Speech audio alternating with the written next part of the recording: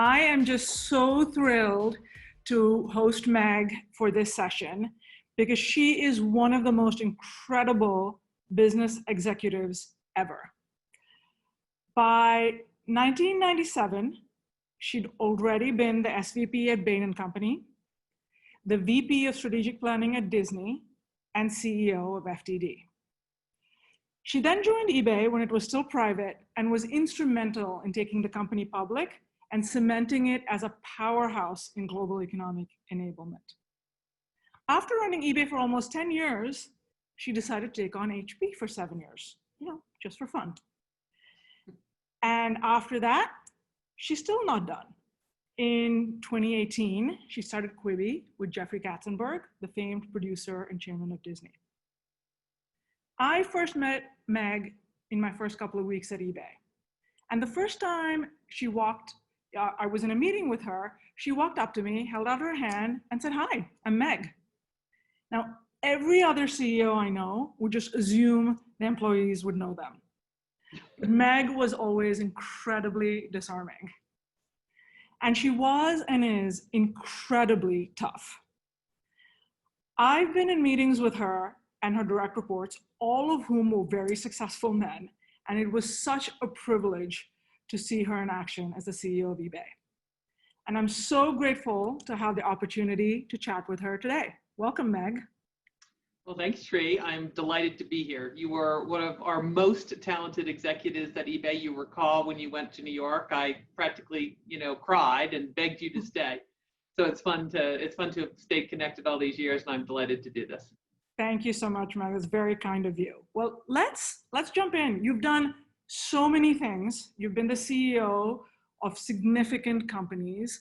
Let's just pick eBay, HP, and Quibi. What was the most fun experience, and why was it fun?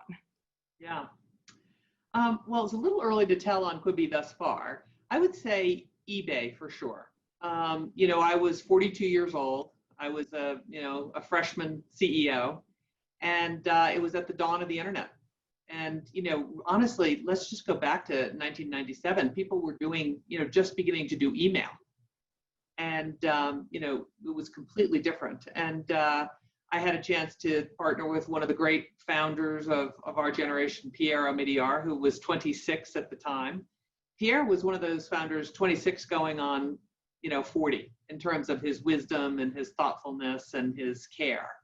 And we formed a remarkable partnership and, built Quibi into, when I joined, there were 30 employees. We grew it to 15,000. There was 4 million in revenue. We grew it to 15 billion.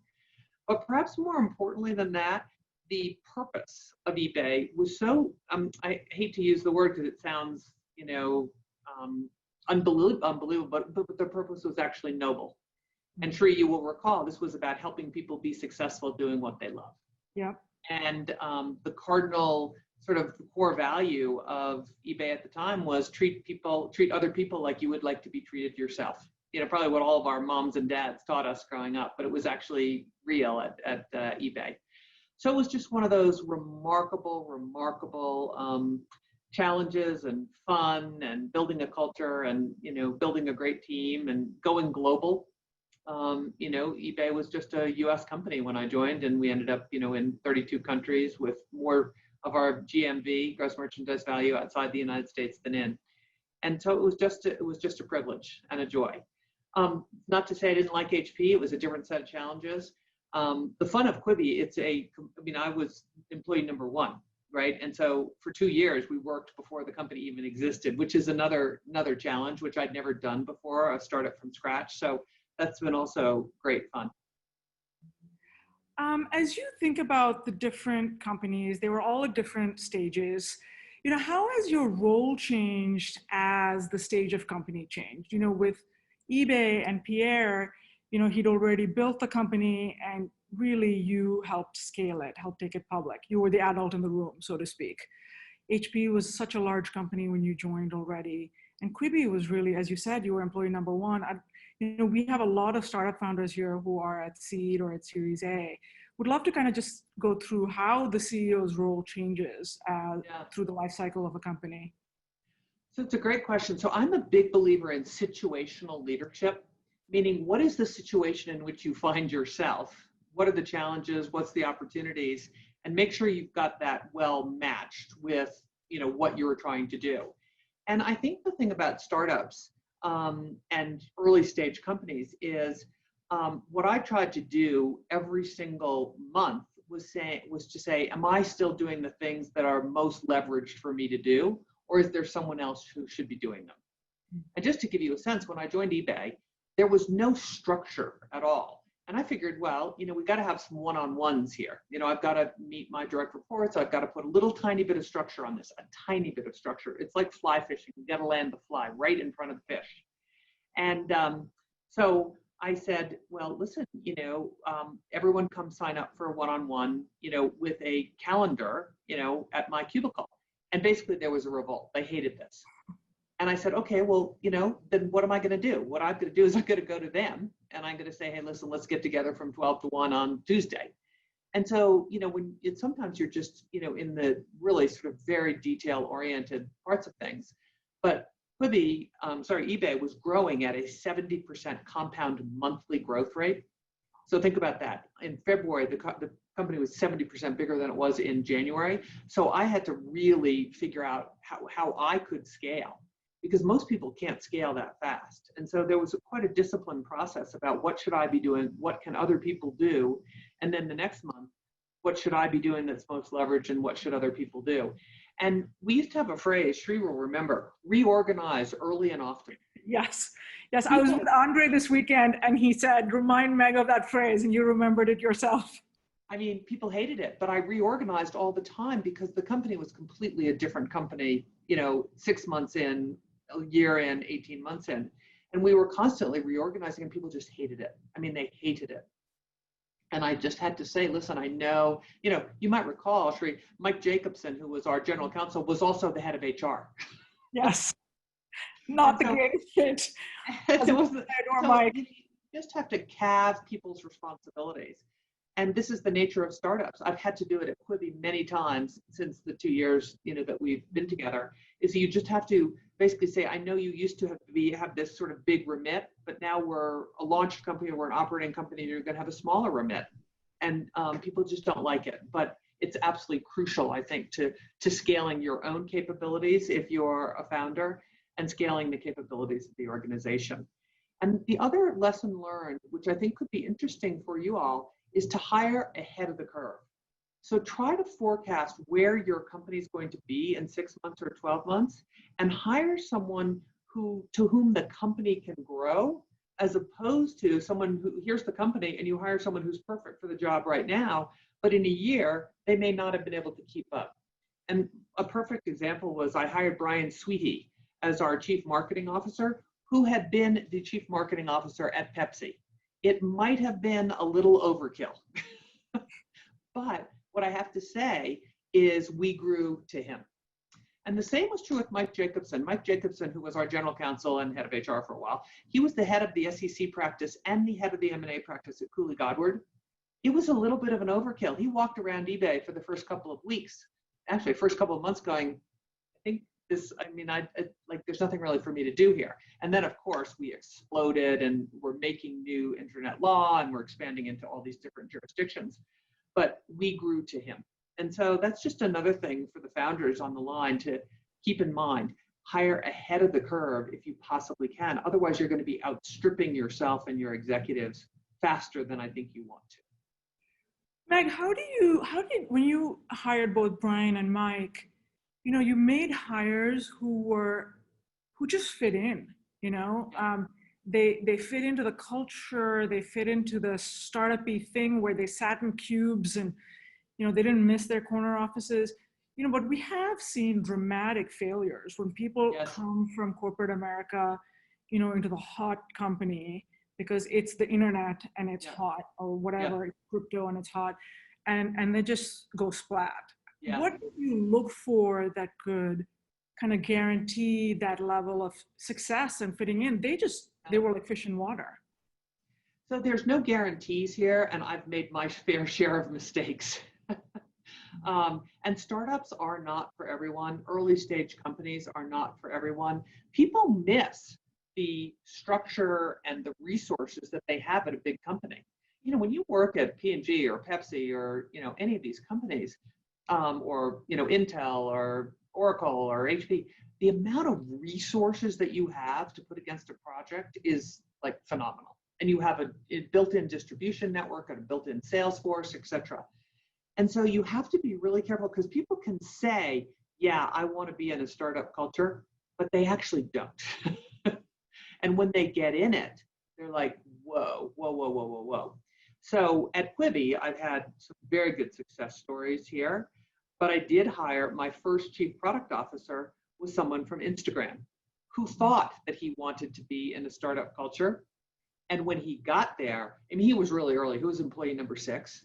And he was like, whoa, whoa, whoa, whoa, whoa. Like, wow, this is super scary, you know? And because think about it, I mean, in the earliest days, there was just me and Jeffrey looking at each other in a room. And so there was nothing. I mean, there was no product. There was not a single line of code that was written. There was nothing. There was not a single piece of content that had been commissioned. And so he he self-selected out. He joined us in July, and I think in October, he said, I have to go back. And we also had moved him to LA. And I will tell you, you know, the difference between the Bay Area and LA. I mean, both these cities are in California. I liken it to Paris and Berlin are both in Europe. Right. That's about how similar LA and San Francisco are. So he had a double whammy. He had a new baby and moving to LA and a completely raw startup. So I'm not immune from making mistakes.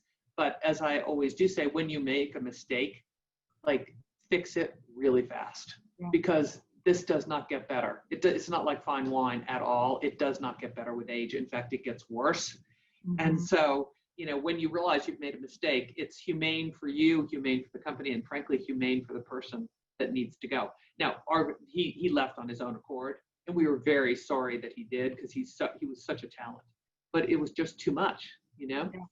So you ask, I don't have any hints, you ask the people, you ask them to tell you about a situation where there was very little structure. You ask them to think about how they would work if they had like one person to get something done.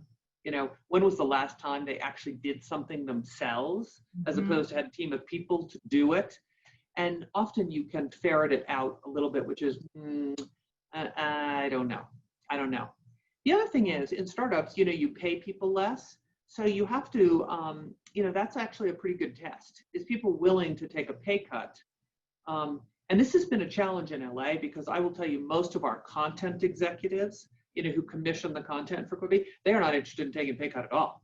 Right. Because they are living to their, you know, they are living on everything they make. And so the concept of options is not as common in LA as it is. They do not value options. They're like options, smoptions. I kind of want my salary and my bonus. Right. And so that required us to make a few shifts because many of the first content people I talked to, I said to Jeffrey, these people will never make it in a startup.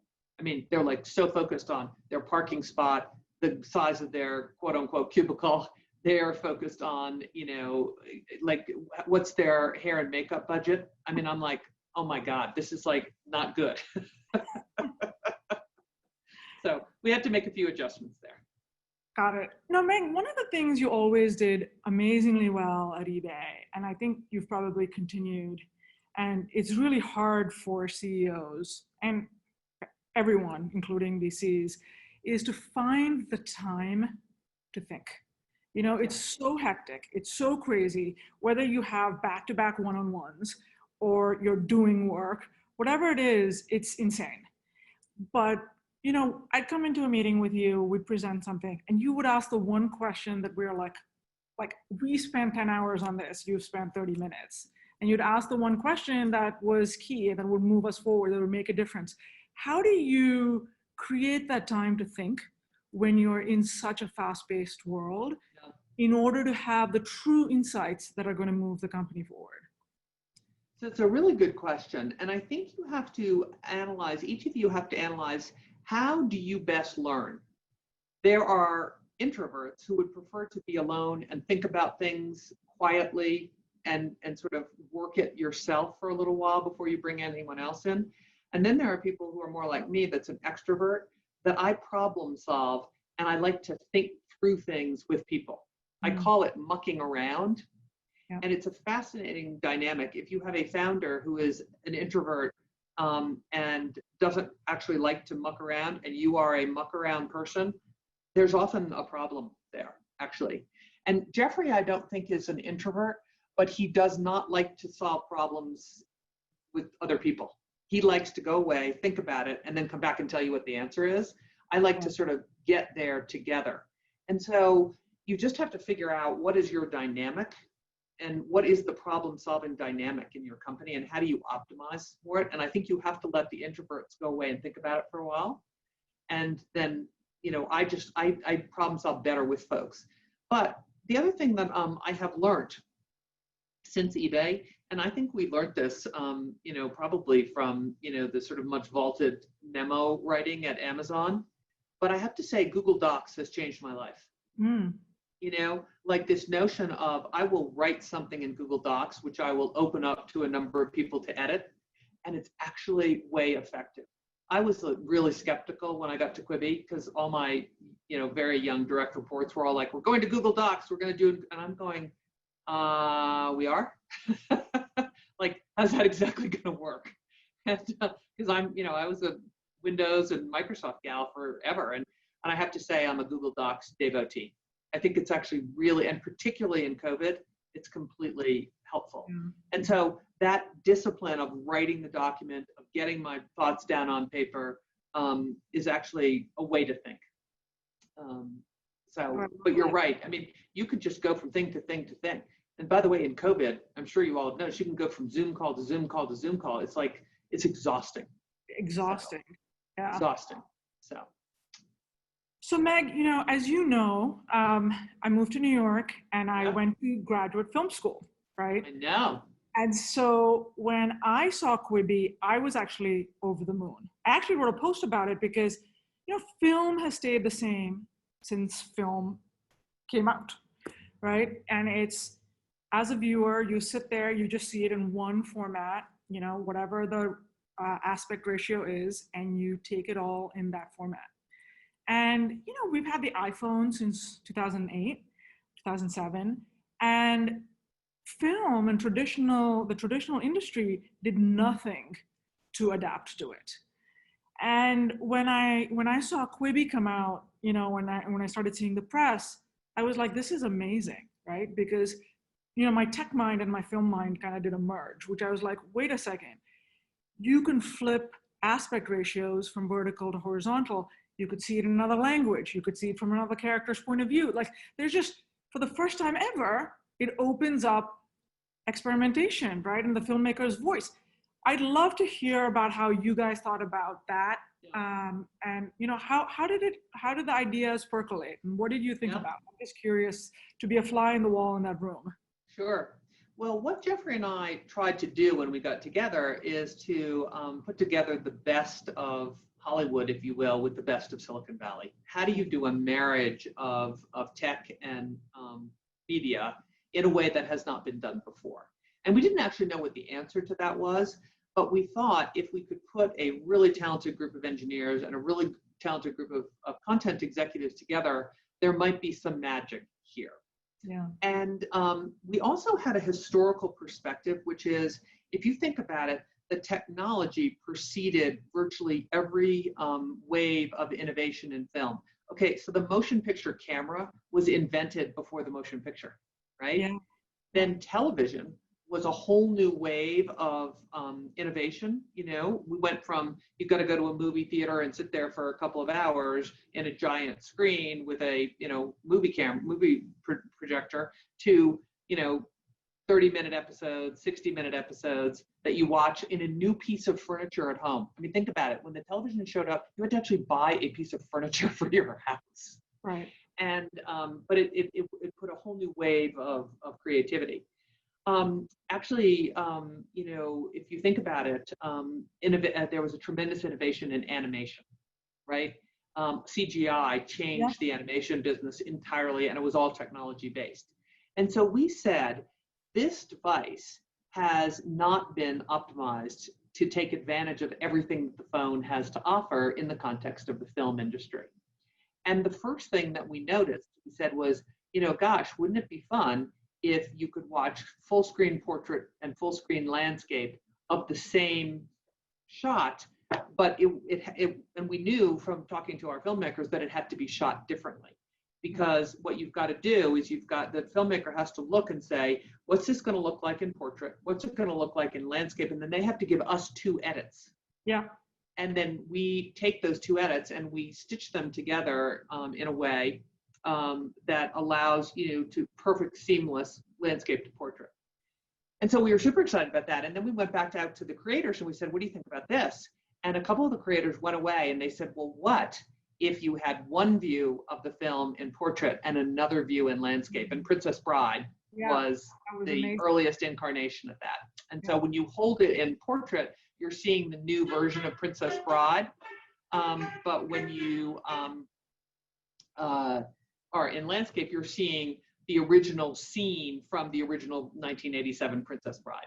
Yeah. And we have another one coming up called Wireless, which is by Steven Soderbergh, which is a completely different view, portrait to landscape, of what's happening at the time in the movie. So in portrait, you'll see one way, and then in landscape, it will be the same dialogue, but you'll see a different view of that scene. And we're super excited about it, because if we are successful and we are able to take advantage of everything this device has to offer, from GPS to sound to touch to cameras, we're going to be able to do some very interesting things. And more importantly, we will enable creators to do things that we could not even imagine. Yeah. So that's what we're trying to create, another wave of innovation in the film industry. I love that. And Meg, you are launching, it's hard to launch any business. These founders here know it, right? You launched a business that was predicated on people going about their day. And you launched it when they were all stuck at home in a global pandemic, a once in a century event. And I mean, it must have been just so incredibly hard. You must have had all the conversations about, do we launch? Do we delay launch? No, we shouldn't, because who knows how long this is going to go on. But as you've gone through that, like, what's been hard, and what have been the greatest lessons that you've taken from? Yeah. Well, we had always planned to launch on April 6th. And so we had built up almost a year and a half to get to this sort of, and all these things had to come together, right? We launched with 50 shows, the technology had to be ready, the marketing had to be ready, everything had to be ready. And we did have a conversation, should we launch? Because our use case was on the go viewing for those in-between moments, while you're on the subway going to work, while you're waiting in line for a cup of coffee at Starbucks, while you're waiting for people to join you at a meeting at work. All those use cases were largely obliterated. Yeah. And our whole marketing strategy was around those use cases. But we decided to go anyway. And I will say that it has been more difficult than we thought. But I would not say that COVID is the only challenge that we've had. I think there's a couple of challenges. One is COVID for sure. The second backdrop that created some opportunities but challenges for us was the whole Black Lives Matter movement, because we decided we couldn't release new content to the app during those weeks, and we couldn't really market because it would just look terribly tone deaf. And when you do not release content to a content platform and you stop marketing, it's not surprising that your volume goes down. And then lastly, do not underestimate, I don't know if you guys are seeing it in your business, but effectively there's 20% unemployment among our core audience of 18 to 44-year-olds. Yeah. And so $4.99, which didn't look so expensive before, now looks more expensive to people, so the bar is higher for us. So listen, we're cranking along, we're pivoting. We've done a number of things. The number one thing people wanted was the ability to cast to your television.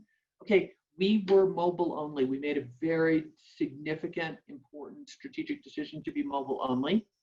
Okay, with 2020 hindsight, I would say that was a mistake. Not only for COVID, but people are used to getting their content on all their different devices. And we sort of were a little bit dismissive of that, quite frankly.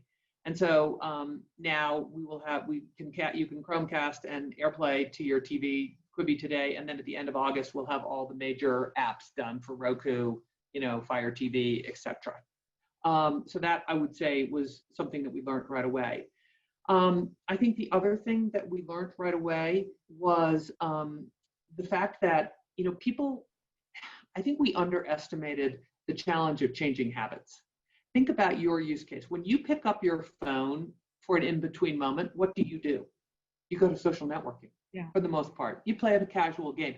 But this ingrained habit of pick up your phone and start scrolling, it is literally, it's a Pavlovian response at this juncture. And so how we get people to say, pick up your phone in between moment and choose Quibi. It's a big ask. And this would be very interesting to maybe some of these founders. So I'm on the board at Procter Gamble. And so I went to P&G and I said, tell me everything you know about habits. And I thought there were going to be some platitude. No. They roll out a VP of habits. Wow. This guy knows everything about habits, how you create habits, how long habits take to form, and how you change habits. And it was completely enlightening. And there's many different ways to change habits. One is an association with something else that is a habit. So coffee with have coffee with a Quibi, have a break with a Quibi. Here's a great question for you guys. Why do we brush our teeth twice a day? It's a very good question, right? Yeah. Because in the 50s, the toothpaste company Pepsodent basically had an advertising campaign where they said for 10 years, brush your teeth twice a day, see your dentist twice a year. Wow. In Brazil, they had a campaign that was 3 times a day. And people in Brazil brush their teeth 3 times a day. Why do you brush your teeth when you get up as opposed to after breakfast? Like, actually, wouldn't it seem like you should brush your teeth after breakfast? It's because, the whole thing became a habit of getting out of bed and brushing your teeth. So these things you have to really think, and by the way, you can also scare people into habit changes. Think about Head and Shoulders shampoo. You have only one chance to make a good impression. You don't want to have dandruff. So anyway, we're now thinking about how do we a bit more focus on changing habits, and we have to be patient. Changing habits takes time. So those would be just 2 learnings, but there's like a zillion. We've iterated the product many times. We've enabled screenshotting. We've got high density browse. We've done what we do in Silicon Valley, which is you launch the product and then you just start, iterating and test and iterate. And that's been brilliant. So, when we were at eBay, one of the things you would say as any business goes through its, in eBay's case, very mild roller coaster, you'd say we're managing a company and not a stock price. And what do you say as a CEO, we have a bunch of CEOs in the room, to your team when, you're finding product market fit and like some things are great and some things are not? What's the private company version of that? Yeah. Well, the first thing that we had to get the company through, because we were 2 years largely in stealth, and not entirely in stealth, but we didn't show the technology to people till January. And all the folks that joined us during that period of time, I think we sort of forgot what it was like to be in an operating company. I did not forget, but I think a lot of people did. And so I had to get people reoriented to, okay, that was the planning phase. Now we are in the operating phase. And by the way, it's different and you need to act differently and you need to think differently. And, so that's the first thing. The second thing is we've had a round of really tough press, really tough press. And I think that's in part because the launch of Quibi was so hyped because we raised so much money. And, frankly, it's Jeffrey and I who are, relatively well known in our respective spheres. And so we have had to really tell the folks we cannot manage the press. The only thing that we can do is deliver the results. And my experience, and if any of you have lived through this, I'm certain you relate to this, that the only thing that changes a company narrative is results. Thank you very much. You can wish it, you can do all these different things, but in the end, it is all about the results of the company. And it will be another 3 to 6 months before we deliver the results that we can talk about, because the other thing we did in COVID, Shri, we're going to start with a 14-day free trial. And then we decided that given COVID, we should do a 90-day free trial. I think that was a mistake with 2020 hindsight, because I don't think we gained that much from it. And it took us 90 days to see our first roll to pay, which was sort of not great, right? So anyway, my view, what we've tried to tell our teams is, I know it's really hard. You read the New York Post and you read the Wall Street Journal and you read all these things and you're like, want to, like commit Harry Carey. Yeah. And the only thing I say to people is, listen, I ran for governor and I learned to tell about it, and I lived to tell about it. It's the old sticks and stones can break your bones, but words can never hurt you. Yeah. Easy for me to say, I've had a number of careers. Jeffrey and I have had our own success. We have both lived through periods of very bad press. You think this was bad when I joined HP? Oh my God, that was like even worse. And then running for governor, it's like bad press all the time. So I think, you just have to sort of try to steal the organization and then try to dollop in, be very transparent about what isn't working, be quite transparent about what the press is saying and what's true and not true. And then also try to dollop in, the good things that are happening. Yeah. But you cannot be Pollyanna about it. You can't sort of try to snow the team going, well, I know all this horrible stuff is happening outside. You're reading all this horrible stuff, and I'm only going to tell you the good stuff because then they think you're completely disingenuous. So it's communication. So, and the Hollywood press is tough. There's no question about it. Yeah. You've seen, Meg, just such harsh press. And I think, as I look at it from the outside, I think Jeffrey said this, we weren't judging Netflix at month 3 or any of these baby companies at month 3, right? And, there's a case to be made for you to be like, oh, it's so unfair. And I've seen you go through multiple careers. And one of the amazing things, I didn't say you were one of the best women business executives. I just said you were one of the best executives. And part of that is just, you're incredibly tough. And, I think it would be useful for a lot of our founders here today to hear, how do you do that? Because it is not fun. It is incredibly unpleasant. Whether it's on Twitter or LinkedIn or the press in your case, and it is nonstop. Or Twitter. Yeah, and they pick the bone and then it's bam, let's keep going at this. And oh, by the way, have you seen today? They still suck. And how do you, outside of the team, how do you as a person who has feelings and, but you're a very tough CEO, how do you deal with it? How do you compartmentalize? How do you think about the world? Is it long-term? Is it short-term? How are you dealing with it? Yeah. So I think that the thing that really, really, really helped me deal with negative press was running for governor. Running for governor is like a whole different thing. At least when you're part of a company, it's you and your company, right? There's like a team, there's a thing. When you run for public office, we should be glad anyone runs for public office, by the way. When you run for public office, it's actually a referendum on you. And so the cutting of the press, I took it very personally, like really personally. And what you learn is that career politicians, they don't take this stuff personally. It's just part of the landscape. I remember when I lost the governor's race, I was like, oh my God, this is a disaster. My life is over. I've spent 40 years, building up a career. It's been decimated in like a year. This is horrible. I'll never get another job. I'll never do anything else in my life. This is horrible. And all my friends who are career politicians were like, yeah, I don't know. You lost the race. It's kind of like missing a quarter. like that's kind of what we do here. You win some and you lose some. And so it just, after that experience, it just taught me that you can't actually take all this stuff personally. Now, easier said than done. So what do? And I do it to this day. I don't actually read the press. I don't read it. I have someone on my team who will tell me what I need to know. And they'll say, okay, that New York Times article, Meg, you have to actually read this because it's like really not good. Or, the Wall Street Journal, so I will read a few of them and then I read them once I internalize it, and then I like let it go, because it doesn't, and it's true when you're running for office, bad press does not make you better. Okay, like I would read everything if I thought it would make me better. It does not make you better. It does not make the company better. It makes you it throws you off your game. It makes you more vulnerable. It makes you less sure of what you're doing, and it's not good. So I just don't read it, Shri. I mean, I literally, like, if there's 20 articles a day written about, or 20 articles or 40 articles a week written about Quibi, I read 2.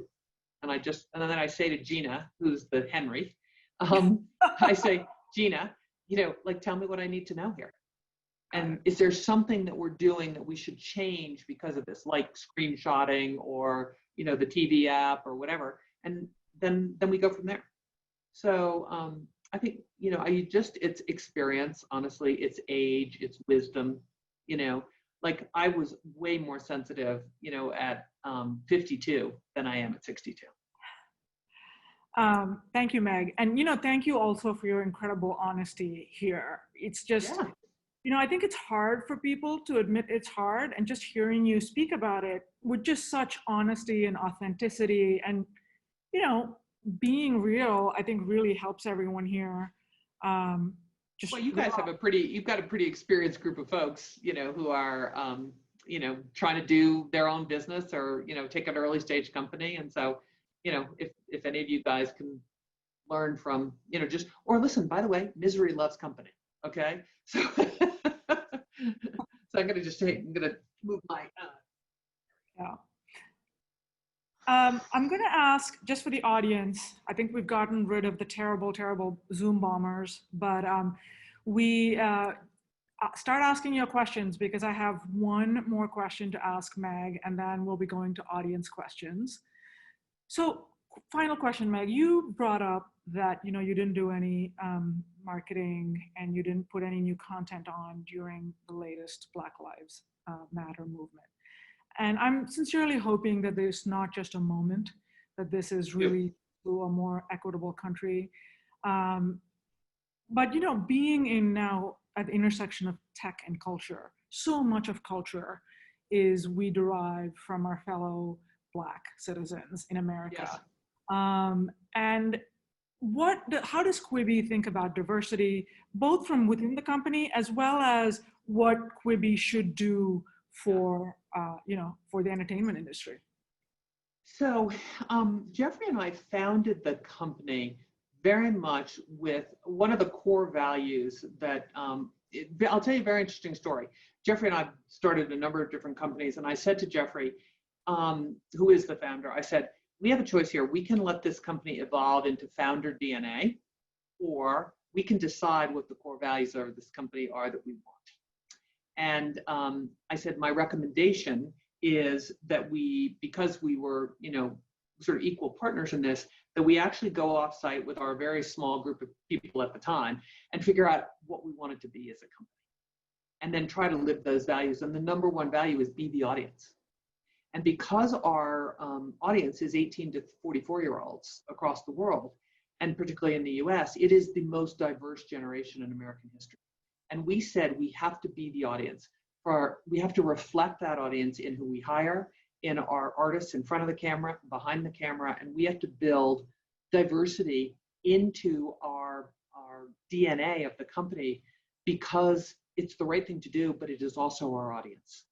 And so we basically set out to hire first a very diverse group. So 47% of our employees identify as people of color. 52% of our employees are women. 11% are African American or Black. We're a little underrepresented in Latinx, in particular in LA. It should be easier in LA. It's actually a little harder in the film and entertainment business, but about 8% of our folks are Latinx. And then we said, okay, think about the content we want to make. We've got to make content that is by creators that are diverse in front of the camera and behind the camera. And we have 18 shows that are made out of 50, that are made by Black executives and star Black executive or Black talent. So that, we're super proud of that. I will say, when this happened, we were all quite shook to our bones, and our employees were very shook. I'm sure you are all the same way. Yeah. It was unlike anything I'd seen in a long time, Shri. I mean, I couldn't think back. All I could think back was to the 60s, you know? And so my sense is this is a moment that we can capture to make real change. And it's incumbent on all of us to seize this moment. And by the way, people aren't letting go. They're not letting go in my company. They're not letting go in Hollywood. I don't know. I don't think they're probably letting go in Silicon Valley. They're not letting go in the biggest companies of America, whether it's, Chase Manhattan Bank or, Caterpillar Tractor or whatever. So I think we just have to seize this moment. And so we, like many companies, are, okay, what can we do? So, we're continuing our commitment to diversity and inclusion in front of the camera, behind the camera. We're redoubling our efforts, in our employee base. And then we're, trying to just sort of keep it front of mind. We had at our all-employee meeting last week, we had Melody Hobson. Melody? She runs Ariel Capital Management. She's just fantastic. And so she just talked about what it was like to be a Black female growing up in the investment business in the last 30 years, and was like being married to George Lucas as a Black female. And so it was really super, and so then we have in 2 weeks, we're screening a movie called Rigged, which is about voter suppression. And this may be the thing that the company rallies around for November. Voter suppression is so widespread, you have no idea. You have to watch this movie. It's called Rigged. I think you can see it on YouTube. And after you see that movie, you're like, this is criminal. Like, it's not just bad, it's criminal. So I think we're going to rally around for the November election to make voting accessible. And by the way, you can do that from any place, right? And so I think we're going to pick something that rallies the company through this election. And I think that's what it's going to be, in addition to, lots of other things that we're doing. Awesome, thank you. So people are, because of our chat issues, we've been having people send me questions directly. So thank you all. But as you know, this is the part of our chat with Meg where we go to the audience questions.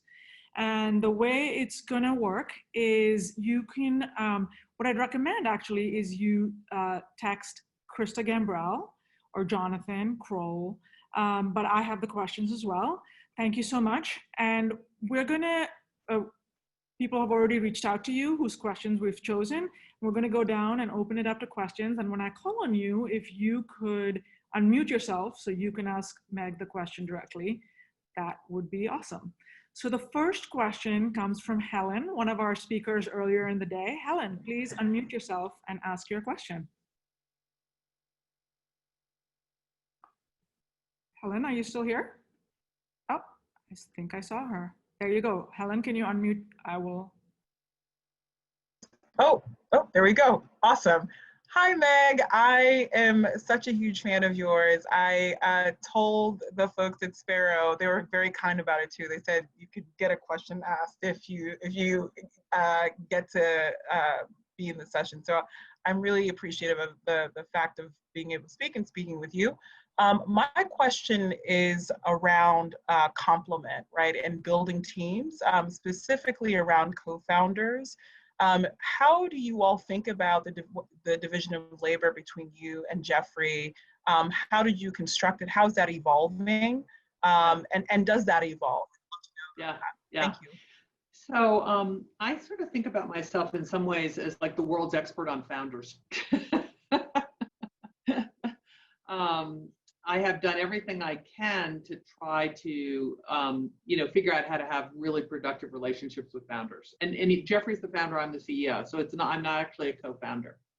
And the reason I think I could have negotiated for that had I wanted to, but it was his idea, right? It was his idea, and so I thought it was the right thing that he carried the founder title. So I think it's a very fraught relationship, right? You've got to figure this out. And even if you had co-founders, what are the 2 or 3 of you guys going to do? And so at the beginning, we knew Jeffrey was going to do content and I was going to do everything else, and effectively run the company. And he's spent 40 years in Hollywood. Quibi would not exist without Jeffrey. And so then the question became okay, so if he had a point of view on the UI, or he had a point of view on the advertising, or he had a point of view on, you know, how we went out and pitched advertisers, you know, how do you incorporate those views in a way that there's still clarity on, you know, who is the final decision maker? Because as you guys know, the deadly sin for organizations is when people do not know who's in charge. And we've all seen it happen many, many, many times. So we've just had to work it out. And honestly, we laugh from time to time because we say, you know, if we were 40 years old, we would have killed each other by now. But we're, you know, we've been around for a while, you know, we've had our career successes. And so we have, there's a couple sort of tactical things we do. We have a meeting at the end of every day, regardless of whether we've seen each other 3 times a day. In the meeting, we still have our half an hour every night from like 5:30 to 6 or 6:30 to 7 or whatever it turns out to be. And we're very honest. We're very honest. You cannot pull punches. You have to say, you know, you just drove me crazy when you did that today. And why did you do that? And, you know, I wish you hadn't done that. And, you know, well, I wish you hadn't made that decision without me, or whatever it happens to be. So it's in some ways not dissimilar from a marriage. It's open, honest communication, and you actually have to trust each other. It's not the easiest thing, because Jeffrey and I are completely different people. Jeffrey is a right-brain storyteller. I am a left-brain analytical thinker. So we come at things at 100 degrees, 180 degree opposites, and it is our superpower when we get it right. But, you know, I'll give you a perfect example. I will say, Jeffrey, do you have any data to suggest that what you just said is true? And he'll go, no, I don't, but I know that it is. He asserts. And then he will say, you know, Meg, not everything yields to analysis. And I will say, not everything does, but most things do. You know, so it's this sort of back and forth. And honestly, you know, he is incredibly assertive, and I am incredibly I can't assert without data. So it's a very interesting dynamic, and works pretty well most of the time. Not every moment of every day, and there's been, you know, a few, you know, things that we had to sort of work out, particularly in the beginning when we learned how to work with each other. But it's gone pretty well. There are days, but most of the days are good days. Okay, awesome. That was such a great answer. And I just want to call out to the founders in the room, or the people who are joining founders, that thing where you said, Meg, like, I'm not the founder. I'm okay being, you know. We live in a world where that founder title and that thing is just so important that people sometimes lose sight of the more important thing, which is, let's make this damn business amazingly successful. It won't matter what we call each other. If we, you know, either way, it won't matter, right? Like, let's just do the work. But yeah. I just want to call that out. I think I have quite a reverence for founders. You know, I had a reverence for Pierre Amadiar, as you know. I will tell you that when I came to HP 50 years after, well, not quite, probably 20 years after Bill and Dave were gone, you could see the imprint of Bill Hewlett and David Packard on that company. So anyway, this was Jeffrey's idea. You know, it was very raw, like I wrote the business plan and stuff like that, but it was still the right thing that he's the founder and I'm the CEO. And it sort of plays to our strengths, honestly. Thank you, Meg. The next question is from Kenzie. Kenzie, are you here? Can you unmute? And then we have to get Andrew Tite to ask a question. Okay. I'm here. Can everybody hear me? Yes. Hi, Meg. Thank you so much for your time today. You're so quickly becoming a huge role model for me. I have a question because I recently launched a company back in October that relies pretty heavily on digital content, so mostly animated and illustrated content. And one of our biggest challenges is something that you mentioned earlier on in the call, which is being able to work around budget concerns and incentivize content creators to work with us because they have such different concerns than, you know, incentivizing a CTO or an engineer. And so I'm just wondering if you would be willing to speak with how you were able to overcome some of those struggles. So there is content executives that work at Quibi. And what they do, remember, we're not a studio, so we don't actually make any of our own content. We commission content from our studio partners and our creators. We license that content to Quibi for 7 years. And then in the end, the content creators actually own their own IP. So from a creator point of view, whether it's Anton Fuqua or Catherine Hardwicke or Liam Hemsworth or, you know, the Kardashians, they have a financial incentive to make content for us because we're actually one of the most profitable places that they can make content in Hollywood. And we designed the business plan that way because we said as a new platform, if we don't give the creative talent a real incentive to do business with us, well, then they'll go to Netflix or Hulu or Amazon or Sony or the Walt Disney Company. So that's how we sort of have gotten Hollywood to embrace Quibi, and they have in an incredible way. I mean, our lineup is unbelievable.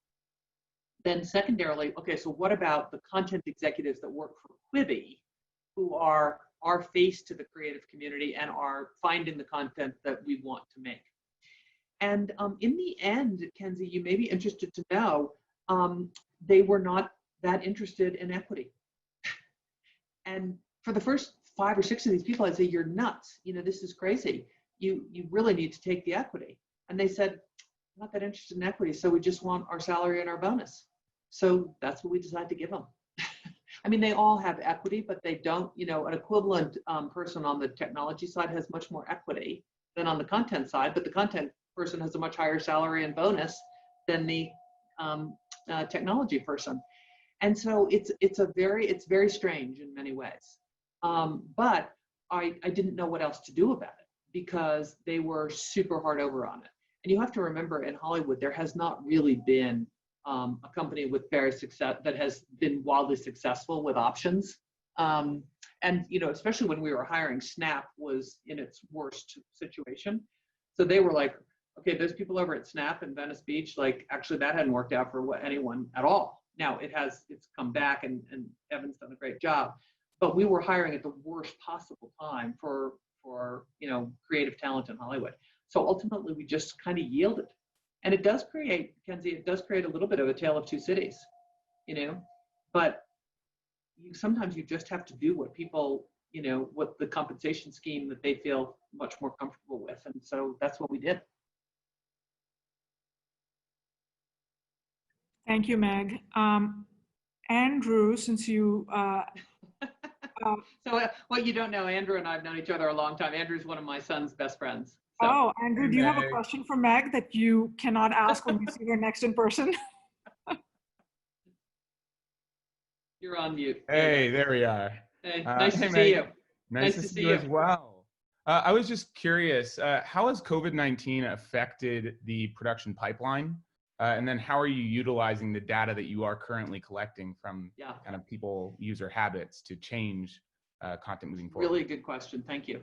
So here's the good news. Remember, I told you Jeffrey and I are very different people. What we both agreed on that was up until launch, we would be using our instinct and pattern recognition and judgment to make decisions. And then on April 7th, we made decisions about data. And so we set up a data infrastructure that is just a killer. And so we know exactly, you know, what people are watching, you know, how long they're watching it, you know, are we getting them enough content? We're doing focus groups, we're doing, you know, all kinds of different things. And it's been fascinating.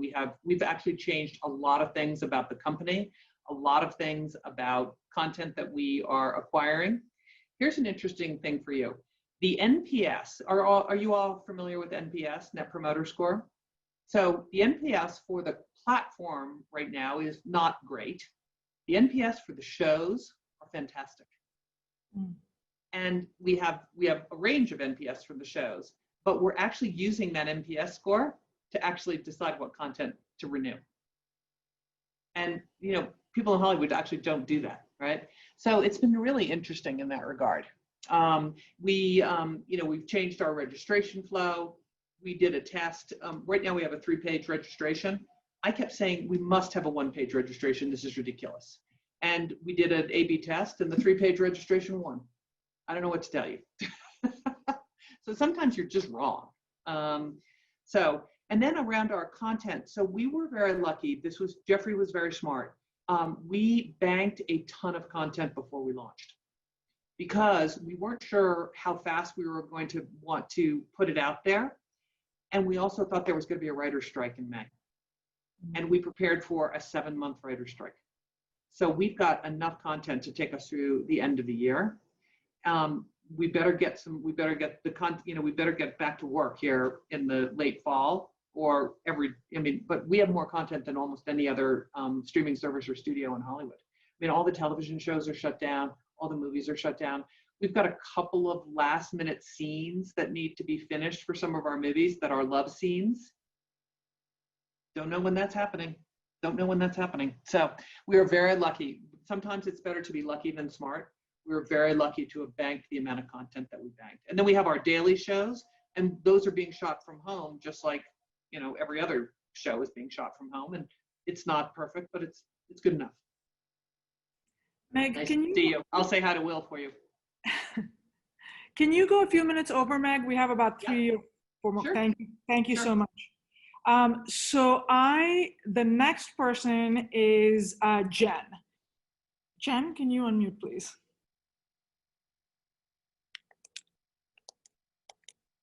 Do we have Jen? Yes. Okay. Oh, go ahead, Jen. Hi, Meg. Thank you so much for being here, and thank you to the Spero Ventures team.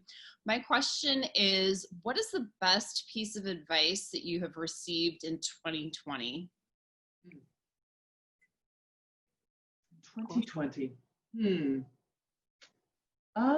Let's think. What is the best piece of advice I've received?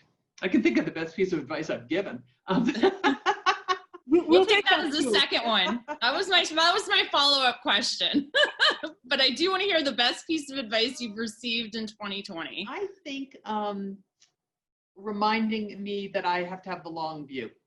That habits take a long time to change, that, there are very few overnight successes, except for when you look back and you go, well, that was an overnight success. And that, patience is a virtue. And I'm an impatient person. So patience is a virtue, which I've heard many times throughout my career, but I think patience is a virtue. And then may I ask my quick follow-up question, which was the one that you already posed to yourself almost, which is what piece of advice would you give? Yeah, I would say the piece of advice I'd give, that I give all the time to the team is, you want to change the company narrative, change the results, right? And don't get distracted. Just put your head down, do what we know how to do best. Get great content, market it well, and continue to evolve the app. And I'm really pleased by the way the company has embraced data. Someone asked the data question, but the company has totally embraced data. Every content executive has embraced data, and we're going to be better for it. So, thank you. Thank you, and thanks for the question, Jen. Ritu, you're up next. Ritu? Sure. Hi, I'm here. Go ahead. Hi, Meg. This is Ritu. I'm the founder of Dialogbox. We provide summaries, informatics, and sharing for every digital conversation to help people kill silos. My question for you is, how do you feel about the role of passion for a startup and the need to stay ahead of the competition and copycats that usually happen when you're seeing a little bit of traction versus the desire to be seen as providing great work-life balance culture, especially as a female founder? Yeah, it's a very good question.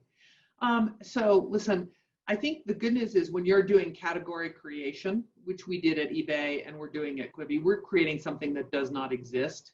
It's the best kind of startup to do because if you are successful, you end up with first mover advantage, and first mover advantage has just all kinds of great effects over the long haul. In some businesses like eBay, it was network effects, and in others, it's just you got there fast, and so your name is tied to this new category. But startups are a lot of work. I mean, startups are tremendous. Early stage companies are a lot of work. By the way, when I was CEO of HP, it was a behemoth. I got there, it was $112 billion in revenue, 375,000 employees in 190 countries, 7 major lines of business, selling through 250,000 bars. That was really a lot of work too. I just think being successful in business is just a lot of work. It just is. I mean, I don't think there's a lot of substitute for hard work. And so what you have to allow people to do is you have to allow them to, kind of figure out their own schedules and get the work done. And COVID has been very, very challenging because we've got a lot of young parents who both work, whose kids were, in daycare or in school, and the kids are no longer in school. And so these poor parents had no childcare, 2 jobs, and honestly, it was just wild. I mean, I felt so badly for these parents. It was wild. And they were homeschooling their kids while they were trying to do Quibi. I mean, it was craziness. So we've just you just have to be flexible, but I don't think you can ever back off of the results that are required. You can let people figure out how to deliver the results, but I don't think the results necessarily can be negotiable. And before we launched, right, there were no business results, right? There were just, how many shows have we commissioned and are we on budget on this and have we got the right features of functionality and da. So I always try to manage by the results as opposed to, here's how you have to do it. And I got to tell you, people have been incredible. I mean, I don't know how they do it. Honestly, I just don't know. I mean, a lot of our parents, the first parent takes the 6 a.m. to noon shift and the other parent takes the noon to 6 shift. And then they put the kids down or, do 2 hours and then they're both working from 10 to 2. It's the craziest thing I've ever seen, but it kind of, just had to figure it out. And then, for myself, I just try to, I don't do well if I work 7 days a week. I'm happy to work 5 days a week, lots and lots of hours on those 5 days a week, but I got to have at least a day and a half off on the weekends because I have to have time, Shri, to your point, I got to have time to think. I got to have time to recharge. I got to have time to get out of the muck and sort of copter up a little bit and go, what are we doing? Like, what's up with that? So, and then the other thing is exercise. Pre-COVID, I'm a swimmer. So, every morning I was in that pool for an hour. And now that I'm here in Telluride, Colorado, every morning from 7 to 8:30, I hike. And it's great because 8:30 is, when I get back at 8:30, it's 7:30 on the West Coast. So I'm like totally ahead of the game. I love it. Even the exercise is planned to be like, you'll be awake. Kind of. Okay, 2 final questions, and then we're going to let Meg go. This has been amazing. Edwin, you're up. Thank you so much. So Meg, it's been truly an amazing session. So thank you so much. My question is, how do you keep your team motivated through the challenges of both COVID, but then also the changes that you guys had to make through marketing and through the release of Quibi? Yeah. So I think there's a couple things. One is I think it's much harder in COVID. I love Zoom, but it's not the same. And maybe I'm just old fashioned, I don't know, but there's something about getting people in a conference room, getting people all in the same room for a company meeting, the energy that feeds off each other. If you've got someone who's totally bummed out, you can take them out to lunch, or take them into your conference room for half an hour. So I think it's much harder in the environment in which we work. I mean, I have not seen in person anyone from Quibi since March 15th. It's like kind of crazy. I haven't seen Jeffrey in person since March 15th. So I'd say it's hard. I think for us, it has been about transparency on the good, the bad, and the ugly. I think it has been making sure that people know they're doing a good job. I don't know how many of you are parents, but I know when I became a parent, the advice was 9 parts praise, 1 part criticism. Now, I will tell you, I did not exactly subscribe to that theory entirely, but I think positive reinforcement, and that doesn't mean saying work is good when it's not. It doesn't mean saying you've done an incredible job when they haven't. But when people do amazing things or really, really good things, you just need to say, you know what, that was really good. It was a really good idea that is going to change the trajectory.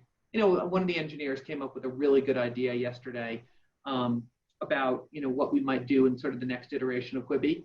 And it was a really good idea. So you just need to celebrate that. I think celebrating good ideas, even if we A/B tested and it falls flat, it was still a really good idea.